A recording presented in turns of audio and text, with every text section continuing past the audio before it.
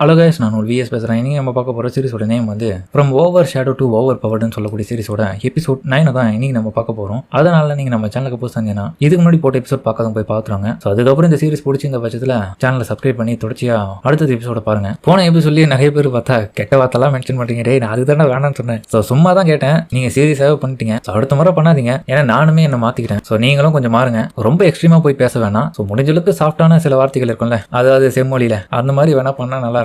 முக்கியமான விஷயம், இந்த எபிசோட்ல நம்ம என்ன பண்ணணும்னு நினைச்சோமோ ஹீரோ அதை பண்ணிடுவான். நம்ம என்ன நினைச்சோம் அப்படின்ற மாதிரி நினைக்காதீங்க. எபிசோடுக்குள்ள போய் பார்த்து தெரிஞ்சுப்போம். சரிங்க, நம்ம இதோட கத்துக்குள்ள போலாமா?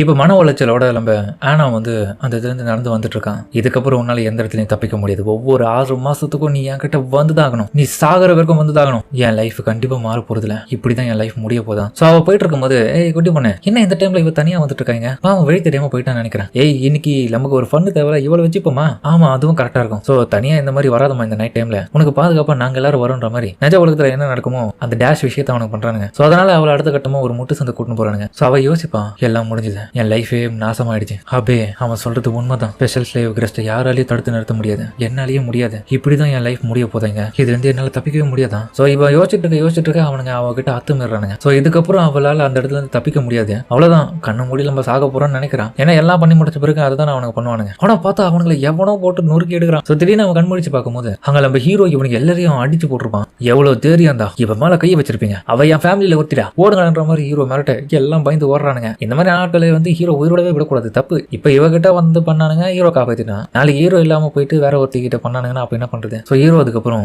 ஆனா எதுக்காக நீ என்னுடைய ஸ்வாட திருடின்னு போன? மாஸ்டர் என்ன மன்னிச்சிருங்க, அதுக்கான ரீசன் என்னுடைய ஸ்பெஷல் ஸ்லீவ் கிரஸ்ட். நான் உங்ககிட்ட தப்பான கேள்வி எல்லாம் ஒண்ணு கேட்கல, ஒழுங்கா சொல்ல. இதையே நீ என்கிட்ட சொல்லவே இல்லை. அதுவா மாஸ்டர், ஸ்பெஷல் ஸ்லீவ் கிரஸ்ட பொறுத்த வரைக்கும் யாராலையும் அதை ரிமூவ் பண்ண முடியாது. லைஃப் லாங் நான் இப்படியே தான் இருக்கணும். அதனாலதான் நான் உங்ககிட்ட சொல்லி பிரயோஜனம் இல்லாதனால அதை நான் சொல்லல. ஏன்னா உங்களாலேயும் அதை மாத்த முடியாது, அது வேஸ்ட் தான். அது காடாலேயே ப்ரொடக்ஷன் பண்ணப்பட்டது. அது யாராச்சும் பிரிக்கணும்னு நினைச்சாங்கன்னா பெரிய அழிவு ஏற்படும் அப்படின்னு அழுதுன்னு ஹீரோ கிட்ட புலம்புறான். ஹீரோவும் காடோடைய பவர் அது இருக்குன்னா அதை பத்திலாம் யாரு கவலைப்பட்டா?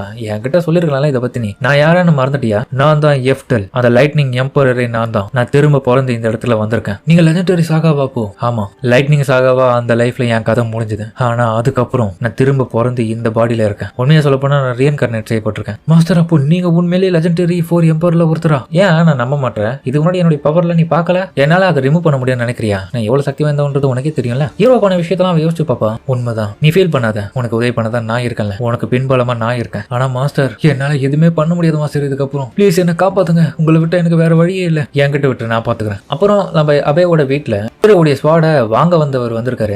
அந்த மெர்ச்சன்ட் அந்த ஸ்வாடோடைய குவாலிட்டியை பார்த்து ஆச்சரியப்படுறான். இந்த கட்டணா ஒரு நேஷனல் ட்ரெஷர் தெரியுமா தம்பி? அப்படியா? எவ்வளவு வேலை கொடுப்பேன் இதுக்கு? எனக்கு தெரியும் எவ்வளவு வேல்யூபிளான கட்டணான்றது. இருந்தாலும் நீ சொல்லு எவ்வளவு கொடுப்பேன்னு. கிட்டத்தட்ட 1000 கோல்டு காயின் கொடுக்கலாம். என் கணக்கு படி இல்ல ஒரு 5000 கோல்டு காயின் கொடுக்கலாம். இதை கேட்டா 5000 சூப்பர், இதை தானே நான் எதிர்பார்த்தேன். சரி, ஓகே, டீல் ஓகேவாயிடுச்சு அப்படின்ற மாதிரி அவன் சொல்ல, அடேங்கப்பா, எனக்கு இந்த டீல் வந்து ரொம்ப நல்லா முடிஞ்சிருக்கு. ஆனா இப்போதைக்கு என்கிட்ட பணம் இல்லை. ஆனா கண்டிப்பா திரும்ப நான் இந்த இடத்துக்கு வரேன், பணம் எடுத்துக்கணும். அப்போ நீங்க இந்த ஸ்வாடை என்கிட்ட கொடுங்க. சரி, ஓகே, நீ கிளம்பி இப்போ. ரொம்ப நன்றி சார். இன்னும் 3 இது மாதிரி எனக்கு கிடைச்சாலே போதுமே, சூப்பரா இருக்கும் அப்படின்ற மாதிரி அவன் கேவலமான மூஞ்சியை காமிக்கிறான் ஸ்கிரீன் முன்னாடி. சோ அவனால நம்ப முடியல இவ்வளவு காசு கிடைக்கும் இந்த கட்டணாக. அந்த ஒரு மென்டல் மைண்டோடய அவன் வந்துட்டு இருக்காங்க. அப்பதான் நம்ம அனதாஷி அங்க வருவான். இவ எதுக்கு இங்க வரான்? பரவாயில்ல, திரும்ப வந்துட்டேன். என்ன சொன்ன மாதிரி இன்னும் இதே மாதிரி 3 மடங்கு எதனா எடுத்துன்னு வந்தியா? அப்புறம் புரிஞ்சுக்கினியா? உன்னால எப்பவுமே தப்பிக்க முடியாது. எங்க போனாலும் நீ கண்டிப்பா என் கிட்ட தான் வந்தாகணும். எங்க பாருங்க, அந்த ஸ்வாட திரும்ப கொடுங்க. என்னதே கேட்கல, அந்த கட்டானாவை திரும்ப கொடுங்க. ஏன் இப்படி சொல்ற? அப்பதான் ஹீரோ சொல்லியிருப்பான், இந்த சுச்சுவேஷன் இதுக்கப்புறம் நான் பாத்துக்கிறேன். நீ இந்த இடத்துல இருந்து கிளம்பி மெர்லின் கிட்ட போ. நான் போய் ராக்கெட்டை திரும்ப எடுத்துன்னு வரேன். ஆனா மாஸ்டர், இந்த பிரச்சனையில நீங்க என் மேல கோவப்படலையா? நான் ஏன் படணும்? ஏன்னா நான் உங்களுடைய கட்டணை திருடி இருக்கேன், உங்களுக்கு பெரிய துரோகம் பண்ணிருக்கேன். ஏய், அதை நீ ஒன்னும் வேணும்னே பண்ணலையா? இருந்தாலும் மாஸ்டர், நான் பெரிய தப்பு பண்ணிருக்கேன். கண்டிப்பா என்னால இந்த ஸ்லேவ் கிரஸ்ட்ல இருந்து தப்பிக்க முடியாது மாஸ்டர். அது எனக்கு நல்லா தெரியும். ஆனா என்ன மாதிரியான ஒரு ஸ்லேவா இருக்கிற நானு இந்த மாதிரியான விஷயத்துல நான் உங்களுக்காக துரோகம் பண்ணி இப்படி பண்ணதுனால இதுக்கு பதிலா நான் ஏதாச்சும் உங்களுக்கு பண்ணி ஆகணும். அது உண்மைதான். ஆனா ஒரு விஷயத்த மறந்துட்டியா? உன்னுடைய சிஸ்டர் ஸ்லேவ் கிரஸ்டால தான் பாதிக்கப்பட்டான். அவ உன்னை ப்ரொடெக்ட் பண்ணணும்னு நினைச்சிருப்பாள். அதெல்லாம் மறந்துட்டா இப்படி பேசிட்டு இருக்க. அப்போ அவ நினைச்சதை நீ பொய்யாக்க போறியா? அப்பதான் அவ யோசிச்சு பாப்பா, உண்மையிலேயே அவளுடைய அக்கா வந்து கடைசி வரைக்கும் போராடி இருப்பா. அதாவது எப்படியாச்சும் இந்த ஸ்லேவ் கிரஸ்ட்ல இருந்து விடுதலை இவங்களுடைய கிளானுக்கே வாங்கிடலான்னு. ஏன் இந்த ஒரு கிரஸ்ட் இவ தங்கச்சிக்கும் பாதிப்படக்க கூடாதுன்னு சொல்லிட்டு தான் முடிவு பண்ணி அந்த விஷயத்துல முன்னெடுத்து எடுத்திருப்பான். ஆனா கடைசியில் அவளையே சித்திரவதை பண்ணி கொண்டு இருப்பானுங்க. ஸோ அவ எதிர்த்து நின்னதுனாலதான் சித்திருப்பான். ஆனா முக்கியமான அவளுடைய குறிக்கோள் அந்த ஸ்லேவ் கிரஸ்டை எடுக்கணும்ன்றது. ஸோ அந்த ஒரு கோலை தான் இப்போ அவளை யோசிச்சு பாக்குறான். அவ எதிர்த்து போராடினா நானும் அந்த மாதிரி போராடியே வாங்கணும். இப்பதான் எனக்கு புரியுது மாஸ்டர், நான் பண்ணது எவ்வளவு பெரிய தப்பு. எங்க அக்கா கிட்ட நான் எப்படி பேசியிருக்கேன். நான் இந்த மாதிரியான தப்பு பண்ணிருக்கவே கூடாது. நான் அவங்க கூட இருந்து சண்டை போட்டுருக்கணும். ஆனா நான் சாக போறேன்றதுனால அதுக்காக நான் அடி பண்ணிச்சு இந்த மாதிரியான வேலையை பார்த்துட்டேன். எனக்கு விடுதலை பெண்ணுன்னு ஒரு பேராசையில் பண்ணிட்டேன். அதனால நான் தப்பா இருந்திருக்கேன் மாஸ்டர். ஆனா இப்போ எனக்கு புரிஞ்சிருச்சு நீங்க சொன்ன பிறகு. ஏன்னா நீங்க எவ்வளவு அக்கறையா என் மேல இருந்தீங்கன்றது எனக்கு நல்லா தெரியும். உங்களை மாதிரியான ஒரு பர்சன் எனக்கு திரும்ப கிடைக்க மாட்டாங்க எப்பவுமே. அதனால உங்களுக்காக நான் ஏதாச்சும் கண்டிப்பா பண்ணி ஆகணும். ஒரு ரெக்வஸ்ட் இருக்கு மாஸ்டர் உங்ககிட்ட. என்னது இது? அப்புறமா தான் பார்த்தா இங்க வந்திருப்பான். அந்த கட்டணாவை திரும்ப கொடு. அது என்னுடைய மாஸ்டர் எஃப்எல் இருக்கு. என்னடி என்னையே எதிர்த்து பேசுற? கொஞ்சம் அவன் தைரியத்தை கொடுத்துட்டானா என்ன? அந்த கட்டணாவை திரும்ப கொடு. அது உனக்கு சொந்தம் இல்ல. எவ்வளவு தைரியம் வந்து என்கிட்டயே வந்து இப்படி எல்லாம் நீ பேசுவேன்? என்ன சொல்லி இதை என்கிட்ட கொடுத்து ஞாபகம் இருக்கா?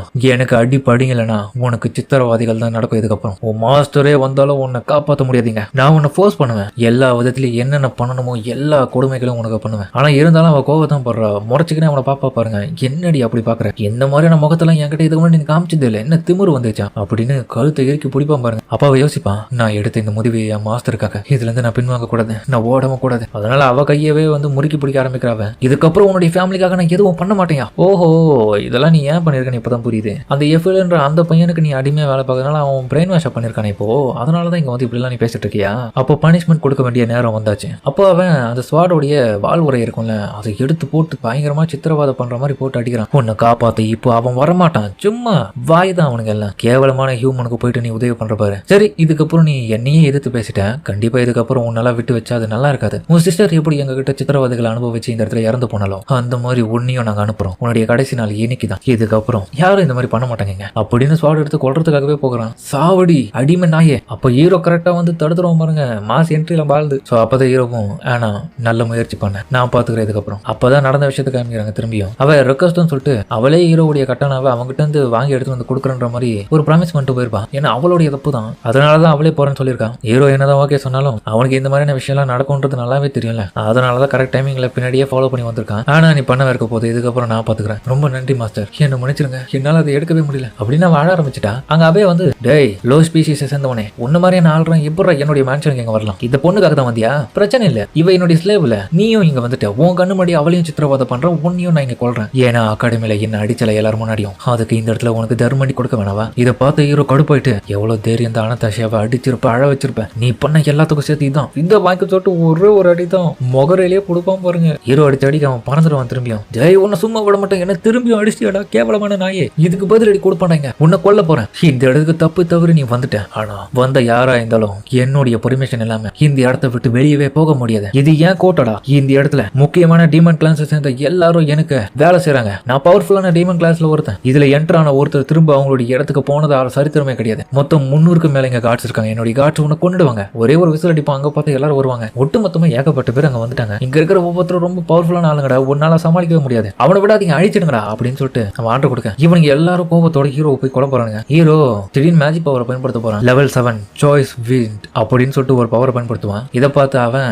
என்னது ஒரு லோ கிரேடா இருக்கிற ஒரு ஹியூமன் இந்த மாதிரி மேஜிக் எல்லாம் பயன்படுத்த முடியுமா? டேய் காமெடி பண்ணது உன்னால எதுவுமே பண்ண முடியாது. பிசிக்கலா வேணா நீ ஸ்ட்ராங்கா இருக்கலாம் அப்படின்னு சிரிப்பா பாருங்க. ஹீரோ வர வச்சுட்டு தக்காளி ஒரு சூறாவளி லெவலுக்கான ஒரு பெரிய விண்டு பவரை வெளிப்படுத்துவான். டக்குன்னு அந்த இடமே மொத்தமா பறக்க ஆரம்பிக்கும். எல்லா இடமும் அப்படியே ஒரு கட்டத்துல அழிஞ்சு போக ஆரம்பிக்கும். அந்த மேன்ஷனே காலி இப்போ என் மேன்ஷன்லாம் சொல்லிட்டு அந்த நாய் கத்துது. ஹீரோ அவனே படுக்க வச்சிட்டான். என்ன தோக்கடிச்சதா நீ நினைக்கிறல? ஒரு விஷயத்த மறந்துட்டேன், இதுக்கெல்லாம் பதிலடி கொடுப்பேன். அந்த பொண்ணை உன்னால இங்க இருந்து கொண்டு போக முடியாது, அவளை உன்னால காப்பாற்றவே முடியாதரா. அப்ப மெர்லின் அங்க வருவா. என்ன ஆச்சு மெர்லின்? மாஸ்டர் இவனுங்க என்னுடைய பொக்கிஷம் மட்டும் இல்லாம உங்களுடைய பொக்கிஷத்தையும் திருட்டானுங்களே, அது எல்லாத்தையும் வச்சு நான் இங்க இருக்கிற முக்கியமான அதிகாரிங்க கிட்ட இன்வெஸ்டிகேஷன் பண்ண சொன்னேன். அதோடைய முடிவுல உங்க ஃபேமிலி பத்தி நல்லா தெரிஞ்சது. இந்த போஸ்ட் ஃபேமிலியை சேர்ந்தவங்க பெரிய பெரிய தப்புகளை பண்ணிருக்கதா எனக்கு ரூமர் கிடைச்சிருக்கு. அதாவது எப்படியாப்பட்ட தப்புகள்னா முக்கியமான ட்ரெஷர்ஸ், அப்புறம் போதை பொருட்களை கடத்துறது, முக்கியமா லோக்கல் இருக்கிற மாஃபியா ஆளுங்க கூட கை கோர்த்து இங்க இருக்கிற தப்பான வேலைகளை ஈடுபடுறது, இப்படின்னு எல்லா விதமான விஷயங்களையும் இவங்க கனெக்ட் ஆயிருக்காங்க. அதனால நம்ம நாட்டுடைய அரசாங்கத்தால இவங்க இந்த இடத்துல கைது செய்யப்பட வேண்டிய ஒரு குற்றம் பண்ண ஃபேமிலி இவங்க. ஓ அப்படியாப்பட்ட வேலையா?